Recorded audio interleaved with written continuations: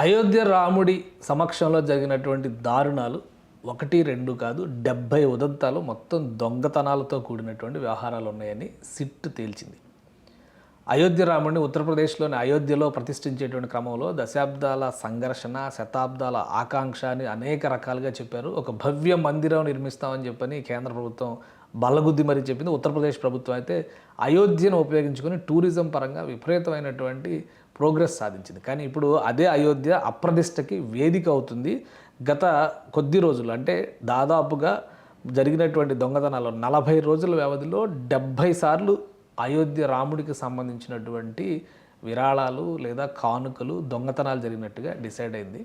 CC కెమెరాలకి సిబ్బందే అడ్డంగా ఉండి దుస్తుల్లో డబ్బులు దోచుకుని వెళ్ళడం, బంగారం, వెండి లాంటి వస్తువులను పట్టుకెళ్ళడం, ఇవన్నీ కూడా సిట్ నిజమేనని నిర్ధారించింది. దాదాపుగా ఈ అంశాలకు సంబంధించి రహస్య కెమెరాల నుంచి వారం రోజుల ఫుటేజీని పరిశీలించగా సిబ్బందిలో ఒకరు కెమెరాకి అడ్డుగా నిలబడడం, సహచరులు నగదును దుస్తుల్లో దాచుకొని రహస్యంగా తరలించడం, ఇవన్నీ కూడా రికార్డ్ అయినాయి, ఆన్ రికార్డ్ ఉన్నాయన్నమాట. స్నానాల గదుల్లో దాచి అనువైన సమయంలో బయటికి తీసుకెళ్లేటువంటి ప్రయత్నం చేశారు. అలాగే కాకుండా ఇలాగే నగదుని బ్యాంకుకు తరలించేటప్పుడు కూడా డబ్బు కట్టలని కొన్ని నోట్లను పక్కదారి పట్టించేవారు. ఇది అంత దారుణంగా చూడండి. ఇది భక్తి భక్తి భక్తి అని చెప్పని ప్రతి ఒక్కరు మొక్కుతూ ఉంటారనమాట. వేల కోట్ల రూపాయలు, లక్షల కోట్ల రూపాయలు ఆదాయం వస్తుందని చెప్పని అంచనా వేశారు. నిజంగానే ఆ స్థాయిలో కోట్ల రూపాయలు అయితే కానుకలుగా వచ్చింది. ఈ ఏడాది ఏప్రిల్ 27 నుంచి జూన్ 5 మధ్య ఇలా 70 దొంగతనాలు జరిగినట్టుగా, కేవలం వారం రోజుల వ్యవధిలో 70 దొంగతనాలు జరిగినట్టుగా నిర్ధారణ అయింది. ఈ కేసులో మొత్తం 79 లక్షల రూపాయలని, 79,85,000 రూపాయలని స్వాధీనం చేసుకున్నారు సిట్ అధికారులు. పలువురు బ్యాంక్ అధికారులు, ప్రభుత్వ ఉద్యోగుల పేర్లు కూడా ఈ దర్యాప్తులో వెలుగులోకి వచ్చాయి. విధులు ముగించుకొని వెళ్తున్న లెక్కింపు సిబ్బందిని తనిఖీ చేయకుండా అధికారులు నిర్లక్ష్యంగా వ్యవహరించారు. అంటే వీళ్ళకు కూడా వాటాలు ఉంటాయి, లేకుండా ఎందుకు వదిలేస్తారు?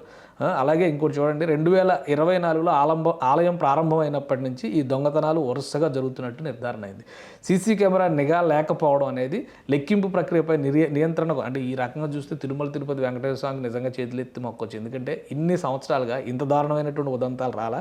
మొన్న బయటపడినటువంటి ఒక కేసు విషయంలోనే చాలా సీరియస్గా యాక్షన్ తీసుకునేటువంటి ప్రయత్నం జరిగింది. ఇప్పుడు ఈ కేసులో అసలు కంప్లీట్గా రామ జన్మభూమి తీర్థక్షేత్ర ట్రస్ట్ ప్రధాన కార్యదర్శి చంపత్ రాయ్ ఆయన పదవికి రాజీనామా చేశాడు. తర్వాత ఒక మెంబర్ రాజీనామా చేశాడు. అనిల్ మిశ్రా అనేటువంటి మెంబర్ రాజీనామా చేశారు. మరికొంతమంది కీలకమైన వ్యక్తులు ఇందులో ఉన్నట్టుగా అనుమానిస్తున్నారు. సీఎం యోగి కూడా రియాక్ట్ అయ్యారు. అయోధ్య కేసులో దోషులుగా తేలితే ఎలాంటి వారినైనా వదిలిపెట్టేది లేదని. ఇది కామన్ స్టేట్మెంట్, ఇందులో కొత్తదనం ఏం లేదు. కానీ కీలక వ్యక్తులను కాపాడడానికే సిట్ ఏర్పాటు చేశామని ఆప్ చేసినటువంటి వ్యాఖ్యల్ని ఆయన ఖండించారు. ట్రస్టుని రద్దు చేసి విరాళాల కేసును సుప్రీంకోర్టు పర్యవేక్షణలో దర్యాప్తు చేయాలని కాంగ్రెస్ డిమాండ్ చేసింది. దాన్ని కూడా ఆయన ఖండించారు.